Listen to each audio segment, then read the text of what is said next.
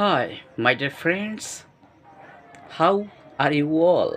তখন আমি খুব ছোট ছিলাম, হয়তো আমি পঞ্চম শ্রেণীতে পড়ি। তখন আমি একটি কথা পড়েছিলাম, একটা দেওয়ালে লেখা ছিল, নীতিবাক্য তারই সাজে যার নৈতিকতার অভাব নেই। তখন না নীতি, নৈতিকতা বা বাক্যের কোনোটির মানে আমি বুঝতে পারতাম, কিন্তু এখন কিছুটা বুঝতে পারি এর মানে কি।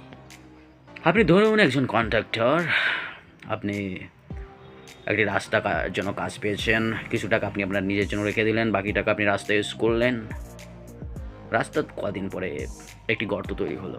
আপনি এটা ভুলে যান যে ওই গর্তে কিন্তু আপনার গাড়ির চাকাও পড়বে। আপনার সন্তান যখন ওই গাড়ি দিয়ে চলবে, ওই রাস্তা দিয়ে তার চাকাও ওই সে পড়তে পারে। আপনি ভাবুন, একে বলেন নীতি নৈতিকতা আদর্শ। নিজের কথা ভাবুন। আপনি ভাবছেন যে আমি যেটা করছি আমার সন্তান, আপনার আচরণ আপনার সন্তানের ভিতরে ঢুকবে, এটা স্বাভাবিক বিশিষ্ট। ডিএনএ আপনি হয়তো বাস, আমি জানি না বায়োলজি বুঝবেন কি না, হয়তো বুঝবেন। জেনেটিক্যালি ক্রোমোজোমের মাধ্যমে আমাদের কিছু ব্যাপারগুলো পরবর্তী প্রজন্মে প্রবাহিত হবে। হয়তো আপনার সন্তানের ভিতর সেই দোষগুলো ঢুকবে না, কিন্তু হয়তো 5, 10, 15, 50 প্রজন্ম পরেও আপনার সেই দোষ ঢুকতে পারে, এবং তার জন্য আপনি দায়ী হবেন। তাই আজই ঠিক করুন যে আপনার পরবর্তী প্রজন্ম ভালো বা মন্দ হওয়ার জন্য আপনি ভালো হবেন, নাকি আপনি খারাপ হবেন। তাই তো কবি বলেছিলেন, নীতিবাক্য তারই সাজে যার নৈতিকতার অভাব নেই।